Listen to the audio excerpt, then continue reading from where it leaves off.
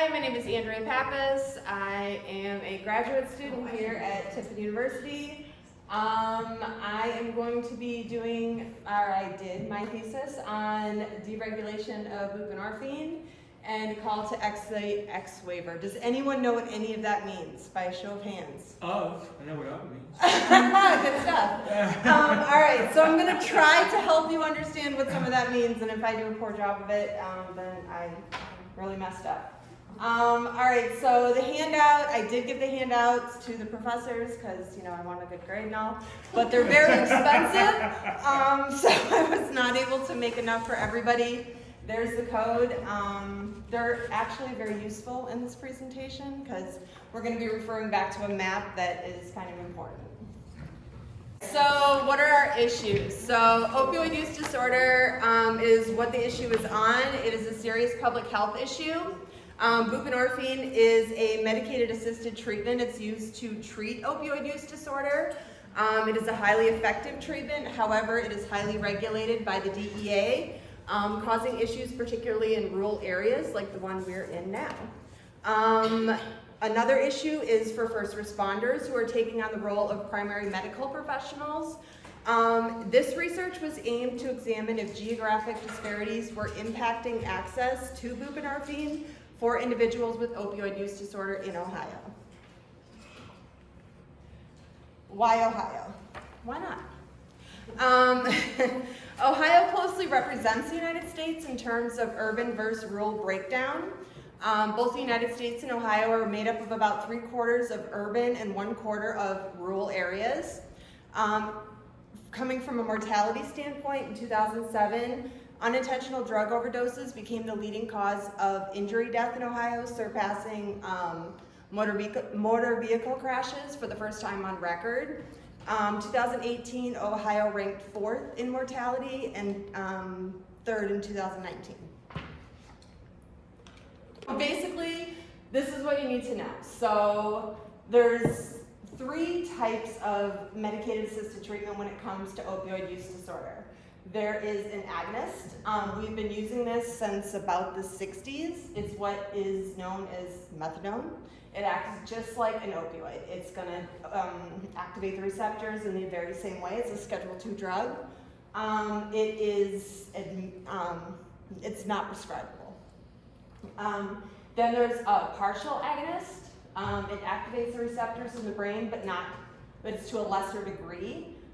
So that's the medication that we're going to be talking about for the most part, which is a combination of buprenorphine and naloxone.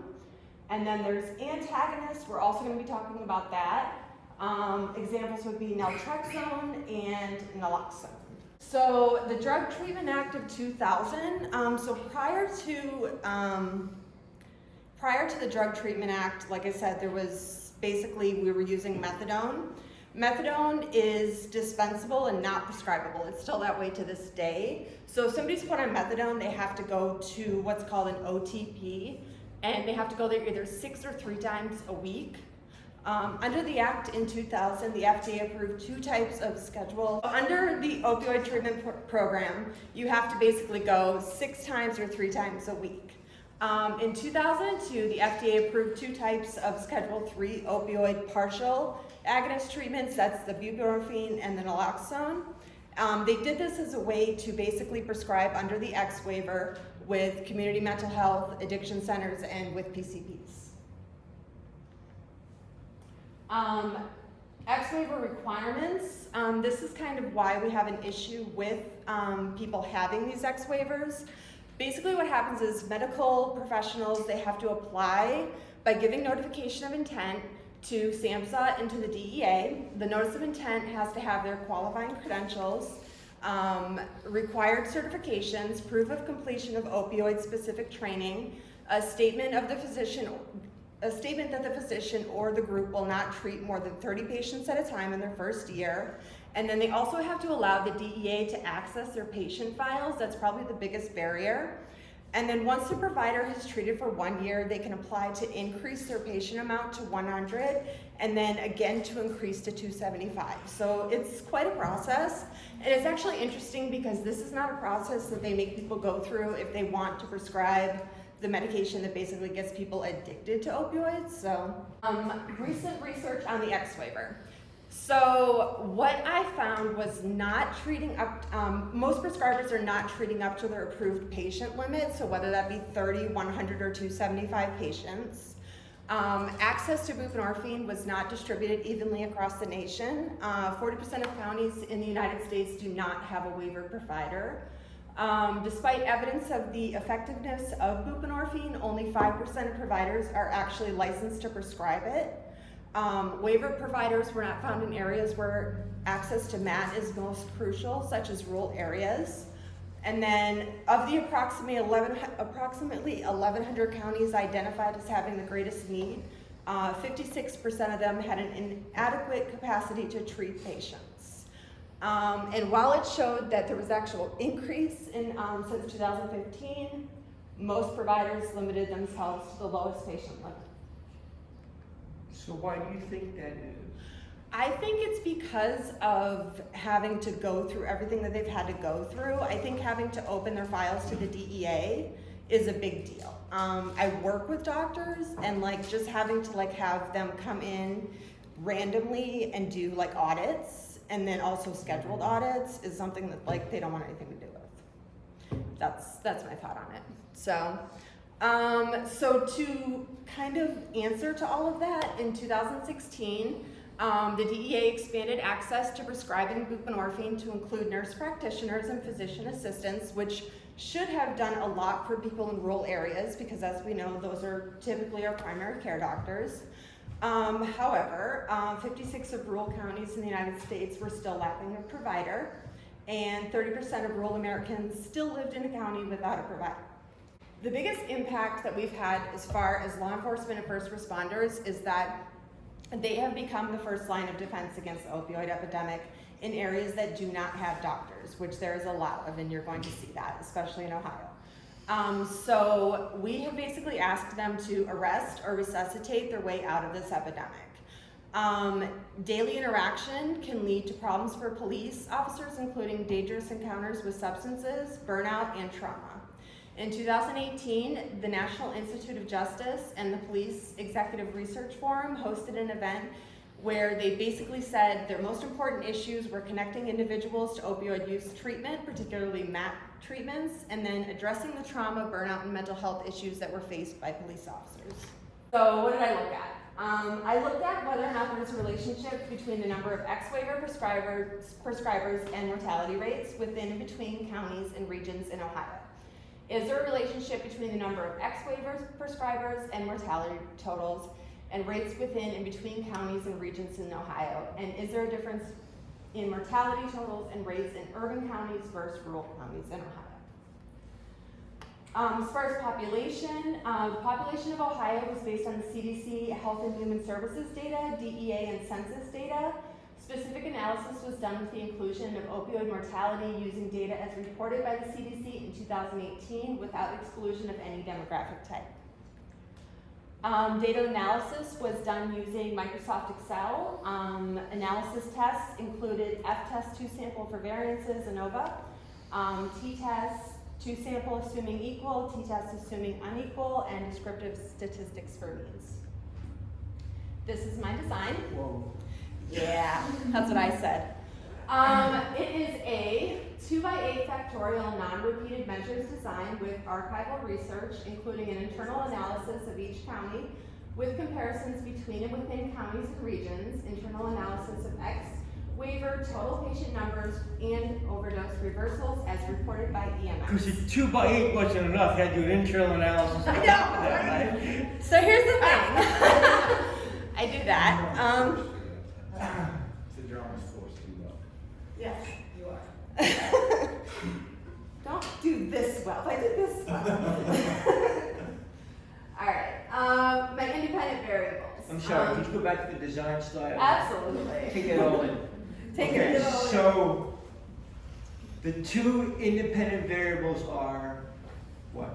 So what I was looking at was I wanted to look at internally who was prescribing at the 30 patient limit, the 100 patient limit, and the 275 patient limit. And then I also wanted to look at the overdose reversals. Okay, but what's the 2 by 8? What are the two variables that make up the 2 by 8? So we're looking at the MAP providers, and then Okay. we're also looking at the mortality. So that means the Yeah, so gray we're and looking then at the MAP providers within the counties, and then we're looking at the mortality data within the county as well. Sorry. So that's your I'm 2. still lost. It's okay. So, what are the two groups in the 2? 2 by 8, right? Let's take that first variable. What are the two groups in that 2? In what, I'm sorry, It's, what it's two? MAT provider, med providers Versus what? versus Mortality, I'm sorry, it's on the bottom, so it's, The orange. I guess I should have put it in I both guess I'm trying to boxes. say what's the difference between the gray and the orange? Mm-hmm. Gray. I'm trying to, please, let her, No, it's okay, it's okay. I'm trying to understand the 2 by 8, Mm-hmm. okay? So, what's that first variable? What are the two groups that make up the 2 in the 2 by 8? So the Is first, that the gray versus the orange? correct. So you have mortality versus medicated assisted treatment providers. Mortality is, and they let them die versus treating them. I mean, they're not letting them die, right? We can't really say that, right? But yes, we're gonna be looking at overdose that- mortality numbers, and then we're gonna be looking at the mortality providers in those counties as well, and seeing if there's a relationship. Yeah. I know, it's big. So 8 of the 8 regions, okay, I understand that, but Maybe you look at the map. So you consider that's 2 treatment? So maybe, I don't know if this is helpful. But aren't MAT providers and mortality 2 different variables as opposed to 2 levels Correct. of the same variable? Correct, so yeah, so that's why I had separated them, that's why they're here. So the mortality data and the X-waiver providers are 2 different variables. And you say that's dependent variable, but when you say 2, there should be independent Right. variable. Okay, I see There what you're should be saying. independent variable. I see what you're saying. So yeah, so it would be the counties and the regions, which would be the independents, is what you're saying. Yeah. Mm-hmm. So your 2 should be Ohio County and region. Mm-hmm. Your 2. Mhm. And what's your 8? So yeah, so the regions and the The counties. 8 of the regions, that's, okay, I figured that out. Mm-hmm. I still don't understand the 2. What's the 2? 2 levels of what? What are the 2 groups? The counties and the regions, County and region. yes, County versus region? yes. Okay. But then you have a region there. Mm-hmm. And which county? The counties are the, I guess you have to kind of look at the map. So not necessarily go by color though. No, I would probably ignore the color. Yeah, I don't think that's anything to do with the color. Mm-hmm. Because your chart includes independent and dependent variables, when we're usually just seeing the chart of independent variables. Huh? The chart is including independent and dependent variables versus just independent variables. So, and but when I you still don't know what the 2, I still don't know what the 2 is in your 2 by 8 design. So you don't know what the independent variables are? What Correct. you're saying? What's 2? So it would be the counties versus the regions. the first one, Yes. and where's 8? There's 8 regions, there's 88 counties. Go ahead. I don't. You're fine. No, I don't understand it. I don't. And where's the 8? If you have a 2 by 8, I expect to see 2 groups. Mm-hmm. What are the 2 groups? So that's, yeah, that's County versus region? correct. Isn't that the same thing? Well, no, because they're grouped into the regions and then they're separated out of the counties. Okay. But are they in the same area, your county and region? Is region bigger? So yeah, the regions are inclusive of specific counties. Aren't the counties included in the region? Yes. But they're not the same. But not in both, like, they're separated out of it and then they are all inclusive in it. Okay. So they're done both ways. Then independent days should be two groups should be different from each other, though. That's what I'm saying. I don't think you Look at can. the map, you'll see, it's not our data, it's the state data. Not Yeah. our people. Here,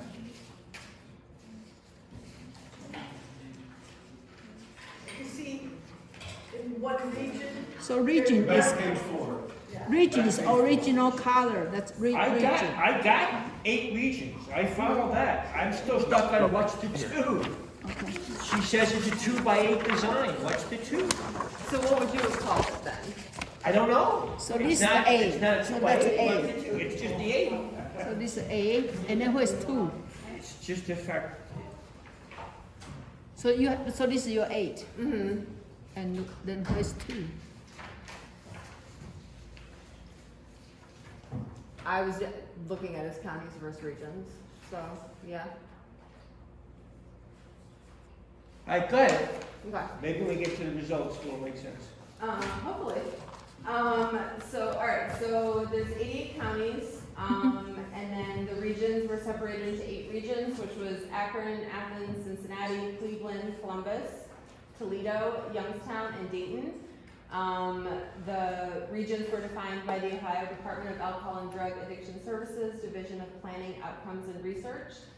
Dependent variables were the ex-waiver providers, which included physicians, nurse practitioners, and physician assistants, registered on the DEA website as legal MAT providers as of 2018. Mortality data in 2018 in the state of Ohio as a result of an opioid overdose as defined by the CDC Wonder data. Internal analysis was ex-waiver patient caps of 3,100 and 275. EMS overdose reversal data by region as reported by Project Dawn within the Ohio Department of Health. These are the regions, again, as defined by the Ohio Department of Alcohol and Drug Addiction Services Division. Do you know why they broke it up like that? Because look at Northwest Ohio, which is Seneca and all the way to the end. Why did, that's the biggest one. This was how they broke it up for, it has to do with funding and it has to do with different reasons congressionally. So this is how they broke it up. And this is how they do their research specific to drug addiction and alcohol. Well, it's titled 3 years. My assumption is just that basically, there's one major city within each one of the groups. Yeah, that makes sense too. Because if we look at the low southeast, I mean, that's very rural, if we're honest. Well, so is the Northwest. Well, that's more so, but the Northwest is, once you get past Toledo, there's really nothing going on. Yeah. If we're honest. Yeah. So, all right, so the procedure, so to look at opioid mortality overdoses, that was about evaluated analyzing CDC Wonder data specific to the state of Ohio. Research was inclusive of following types of opioids. I'm not going to read all T codes, but it was also inclusive of drug and alcohol induced causes using D1 and X codes. This is not my model. That was used by ONDCP. Ex-waiver data was analyzed utilizing the United States Department of Health and Human Services Office of Inspector General database, Buprenorphine waiver providers. County data sorted by state and separated into counties and regions. Project Dawn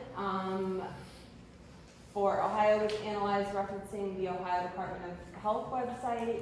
This was looked at mainly because just to get an idea of morbidity. With some of the more rural areas, the mortality numbers were low and it was hard to get a real grasp for what was going on there, and I wanted to understand fully what was happening there as far as the epidemic. So this is their population. So the Columbus region had the highest population, followed by Cleveland, Cincinnati, Dayton, Toledo, Akron, Youngstown, and Athens. So when you're looking at it, I guess back and forth, this is when your handout's gonna probably come in the most useful. The total means as far as mortality in all regions kind of makes sense. It falls in line very well with the population. Athens, being the lowest and, so on. That makes a lot of sense. It really only starts to look a little bit different when you look at mortality rates. Mortality rates for Athens, it starts them with only having a little over 500,000 in their population. They shoot up to second in mortality rates. So that was definitely a statistically significant finding. And we focused a lot, or I focused a lot on that. So in Athens, they also had the lowest number of X-waiver providers. So they were at 3.16 mean. And then Toledo, who also came in third as far as mortality rates, had the second lowest in X-waiver providers. So they were also. It's interesting it doesn't parallel population size. All the way, I mean, because. With mortality totals. Yeah. Yeah. Columbus has a higher, greater population than Cleveland and Cincinnati, but look at the mortality rate in Cincinnati. Yeah, I mean, I guess the way that I looked at it is when you look at region populations, if you were a policymaker, this kind of is beautiful and makes sense. It's like, okay, here's your populations, here's your mortality rates. If you're doing any kind of funding or anything like that, that's where your money's gonna go, and it's beautiful. It makes sense, these two, when you're looking at them back and forth in that way, but then when you kind of get those rates, it gets a little different for you. And then the X-waiver providers definitely paints a much different picture.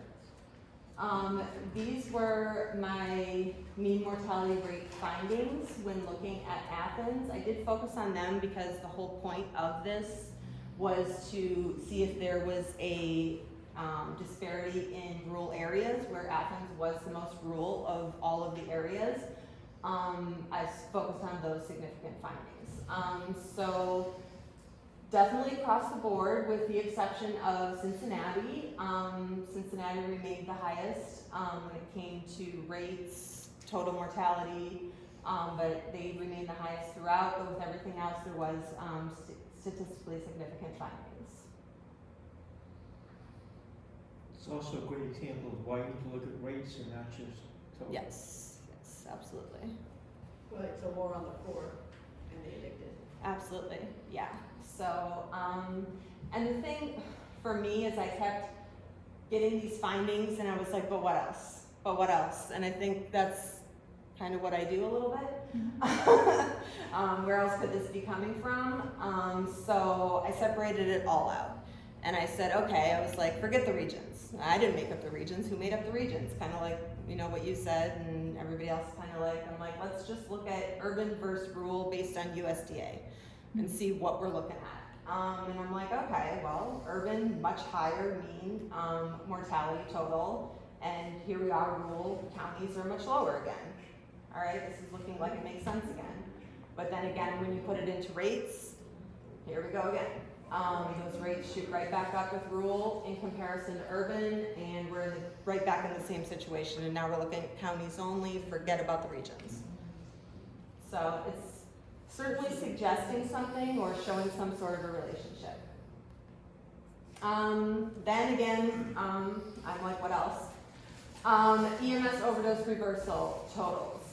So 2019 was the oldest data on that, so I could not do a direct correlation 2018 to 2018, but I could look at the data and just look at the totals and the rates.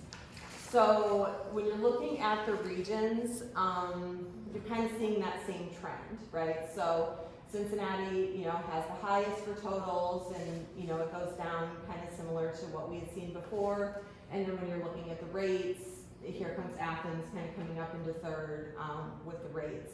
And so what that tells me is, that they don't have any medical providers. They don't have anybody kind of helping them out there as far as, providing medication to them. So who is helping them? It's our police officers. It's our EMS workers. It's, it's the people who are on the front line of all of that. And that just doesn't seem fair to me. So the barrier there is this X waiver that we're talking about. Again, I still don't believe myself. So I look a little further. Health professional shortage areas. These maps are interesting. What you're seeing in dark blue are those counties they don't have providers in them. It's counties without providers. And it goes right along with our green in Athens, so. Discussion, the research indicated a relationship between rural areas of Ohio and lower access to providers with X waivers, potentially causing a geographic disadvantage or disparity in those areas. For Athens, they had the lowest population of just a little over 500,000, with the second highest overdose mortality rates, yet the lowest waivered providers. Athens ranked fourth highest in overdose reversal rates by EMS with a total of 509 overdose reversals, and third highest in reversal rates, which is notable due to being lowest populated of the 8 regions. In the Toledo region, a mixture of rural and urban, the findings were significant, mainly because they're a mid-range population, and they have the second lowest waiver providers available and the third highest of mortality rates. And then again, when counties were separated, rural versus urban, the data showed that the rural counties had a significantly higher overdose rate. Limitations, I don't control government data yet. Due to It's a goal, right? It's a goal. And there is a serious lag in government data. So, the most recent X waiver data is from 2018. The oldest EMS data was from 2019. So like I said, I was only able to do a hypothesis as far as a causational theory rather than a direct correlational analysis. In counties that have mortality numbers less than 10, they will suppress mortalities to protect identity of deceased. EMS overdose reversal data is self-reported, so it's only as good as what people are reporting. Future research, so race is becoming a significant issue with overdose. In 2019, there was over 4,000 people that had died of unintentional drug overdoses. That's a 7% increase since 2018. Within those mortalities, race has become a particular interest. So Black non-Hispanics, for the first time on record, surpassed white non-Hispanics, which is huge when you're talking about overdose rates. In addition, Black non-Hispanic males had the highest drug overdose mortality rate in Ohio compared with other sex and race groups, also for the first time on record. Recommendations, obviously, I'm not a fan of the X waiver. I think that it creates a huge barrier and it limits our ability to care for people, and it's putting a huge burden on our criminal justice system. I think policymakers should listen to the research, reaffirm the commitment to fight against the addiction, and remove all barriers within their ability. We need to educate ourselves as a community, remove a 40-year stigma, and stop looking at addiction as a moral failing. Provide relief to our police officers who have been on the front line of this epidemic and have been trying to arrest or resuscitate their way out of this epidemic, so we can instead treat it. And that's all I got. I have a question. What's up? So I don't know if you know this because this isn't your data, but why? So half the Bush state has a shortage. Mhm. Half. She counted. I counted. I bet she did. Yeah. And there's like, I don't know, I forgot my number, but I counted already, like 14 that have no shortage. Is that what I said, 14? So but why? Why do these counties in particular not have a shortage? And they seem odd counties, like something county, we don't have anything but corn. What do you mean we have no shortage? As far as healthcare provider shortages, Do you know why that is? Why, like, it's a great question.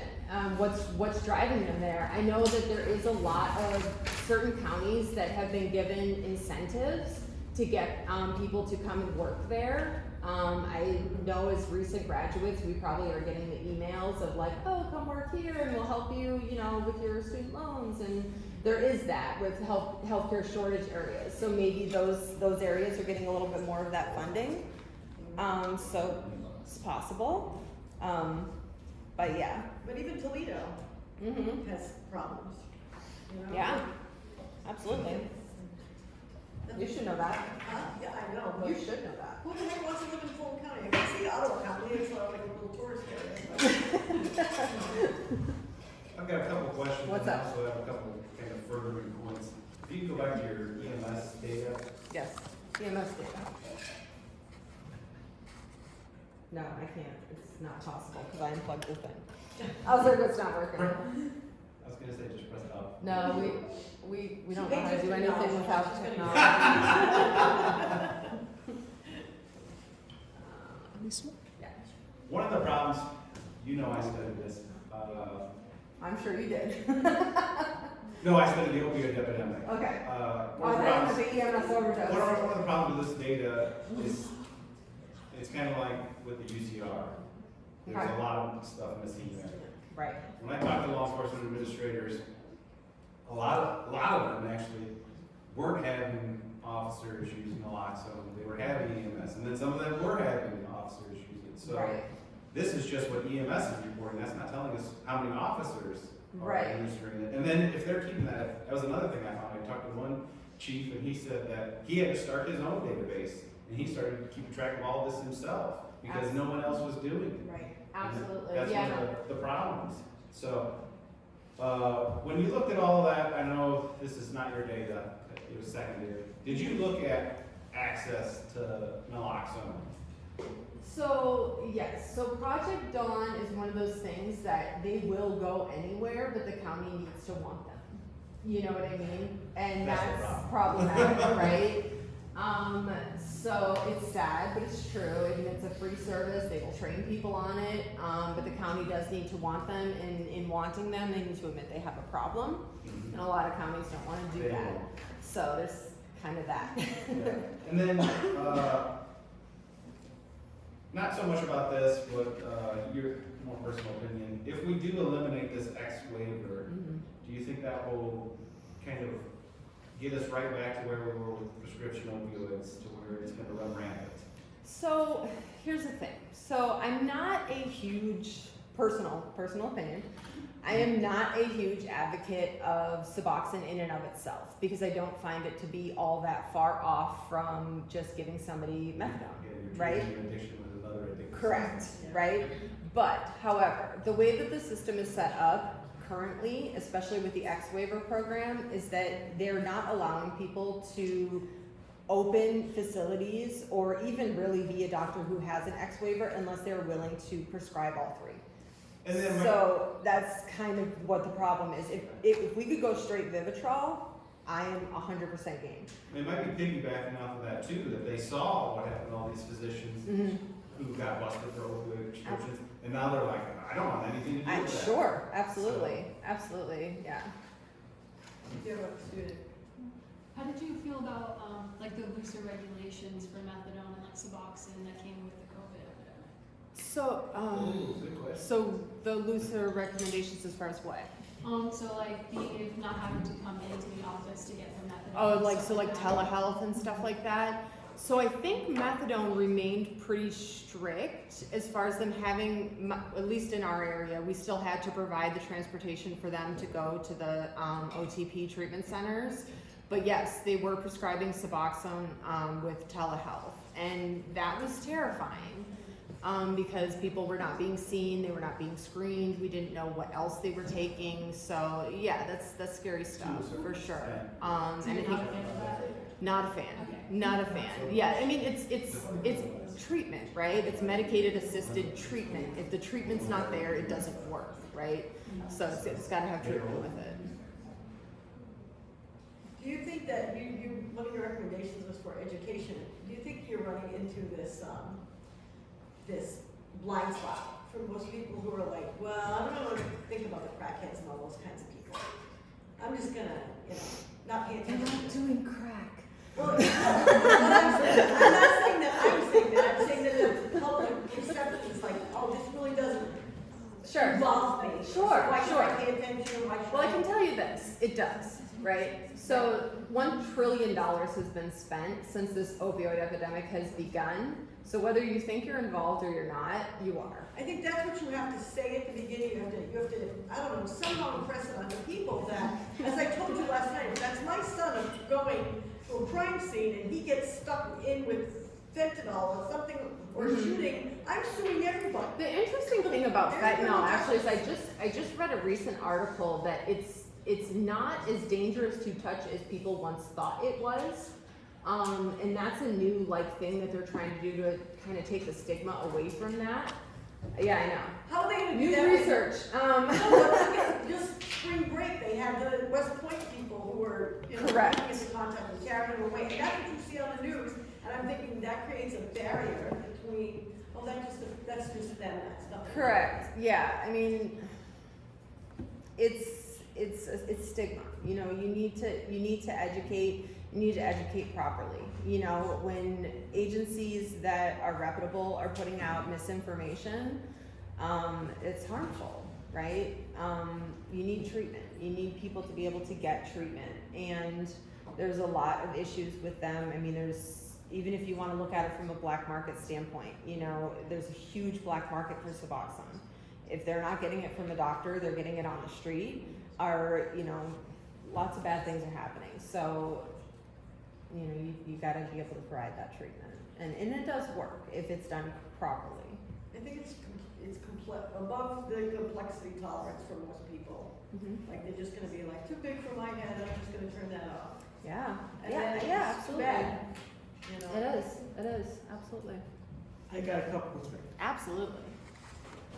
So let's go back to the design. Okay. There is no tube. There's no tube.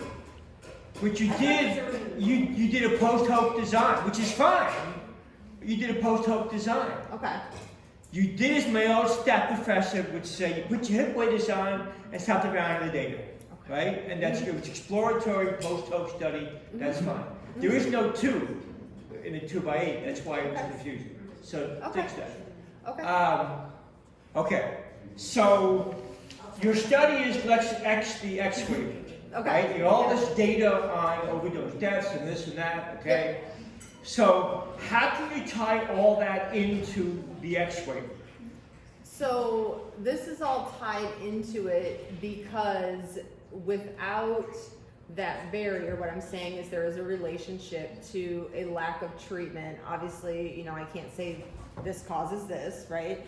So I'm saying there's definitely a relationship for lack of treatment to mortality rates. And mortality totals. And you're equating lack of treatment with access to whatever, how you pronounce that thing? Buprenorphine. Yeah.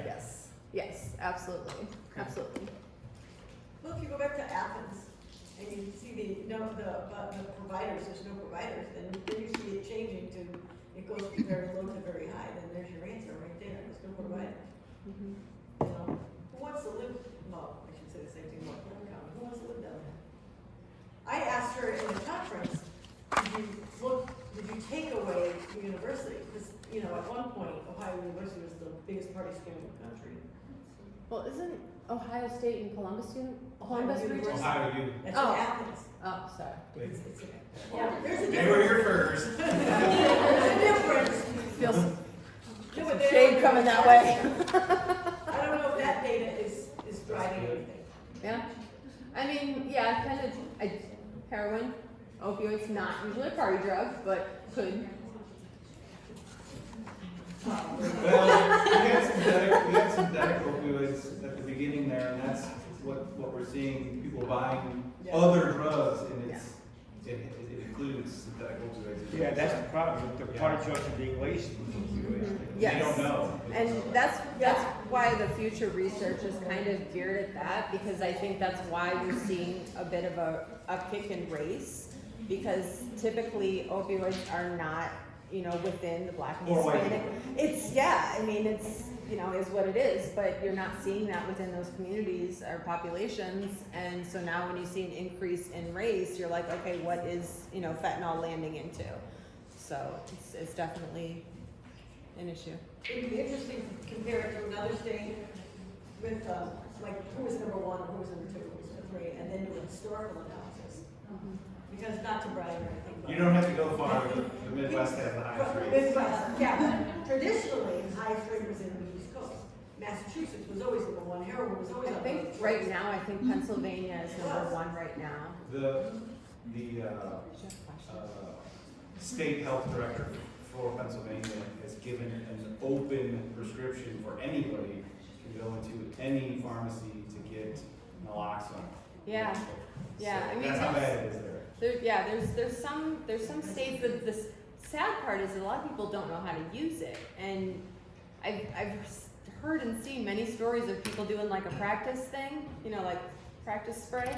You just spray. You just spray. That's it. Well, it used to be. Your person's gone now. I'm not meaning to laugh. It's just Yeah. sometimes you gotta find humor. So she have question. Sorry. What's your question? Did you have a recommendation slide, right? Yes. Yeah. I couldn't remember that real quick. Yes.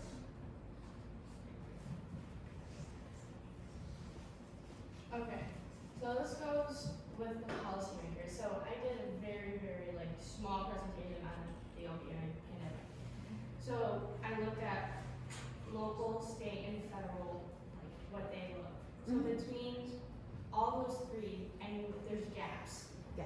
So what's a way to bridge those gaps so everyone kind of has the same idea? Because you know, the higher up you go, you know, those people are money hungry. Right. They want the power.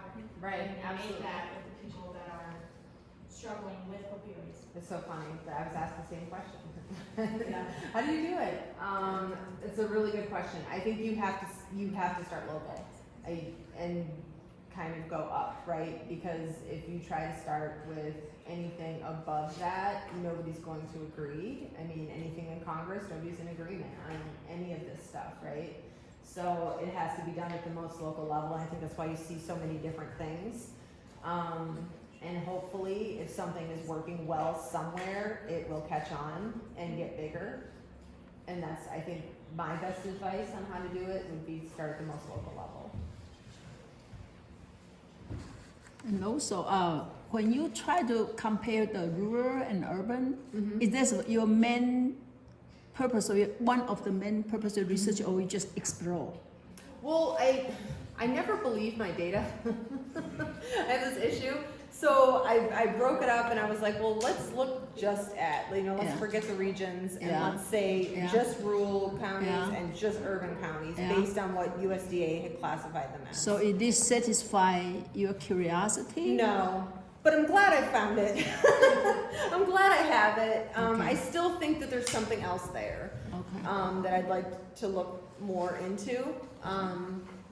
But I'm glad that that's there. Because sometimes when we do research, we have a main focus and we just do it. But looks like you are exploring, like Yes. maybe this, maybe this, Yeah, maybe this. yeah, I do that a little bit. I'm not gonna lie about that. I have an editorial comment. Okay.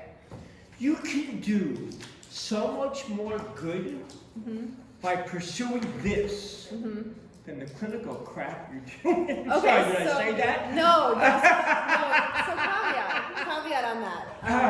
Why am I working in the clinical? You know what I mean, that's sarcastic. No. She's gonna end up. I have a very good answer for that. So when I did my internship and I did work in the government and I was sitting in a boardroom, the one thing that I felt was lacking was people's understanding of what was actually happening. That's fair, good for you. Right? So I told myself that when I got my master's, I wanted to actually work in the field, and boy, am I actually working in the field. Maybe more so than I want.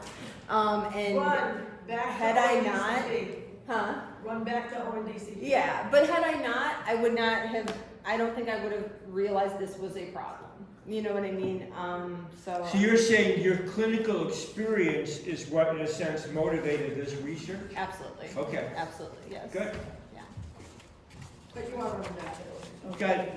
Yeah, I'd like to take what I've learned and do something about it, right? Yeah.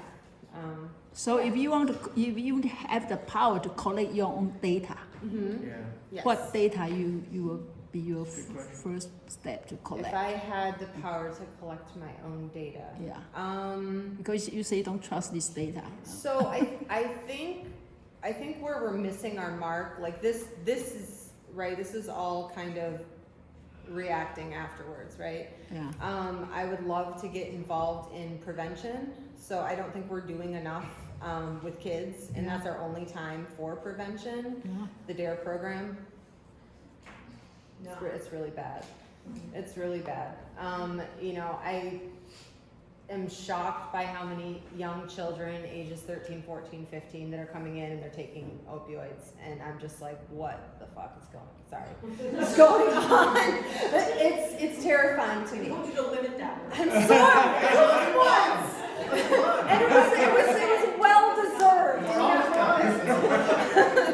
It was well deserved in that moment, because I mean, these are young kids, and you know, it's literally just absolutely destroying them. So yeah, I think I would love to research that and maybe look at adverse childhood experience, how trauma is priming their brain for addiction, all of that Influence kind their of stuff, usage. and yeah, just work on that, because prevention is obviously your first go-to. Yeah. Right? I like that. I like that. I like that. All right. I'm happy. Yeah. So many people are dying, right? What's it gonna take for everybody else to wake up and smell the roses and see the problem? I think right now, like, I think the biggest issue is that it is a separate issue from mental health, right? It's mental health issues and it's substance use.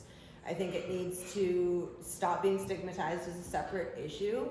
And I don't know if that becomes a situation where we look at it like, you know, it's a human rights violation. If we go with it that way and start making it a protected class, I don't know what we do exactly, but it has definitely been separated. And by separating it, we've allowed it to be stigmatized. So I think that probably needs to happen first and foremost. Even in my own agency, there's people that literally say, I will not work with people with substance use problems. And I'm like, what does that mean? Like, what exactly does that mean? That's probably the hardest thing. People don't believe the disease model. Correct. Yes. I mean, that campaign of like, you know, this is a moral failing and this is a choice was so good and strong, and people still absolutely positively believe that, and it's damaging. It is very damaging, and no matter how many scientists have studied brains and done the research, and it doesn't matter. It just doesn't matter. They're like, nope, you can just quit, and that's it. That's what I was saying. Like, No. like there's that just happens to those people, Right. not all of us. Yep. Yeah. Yep. So.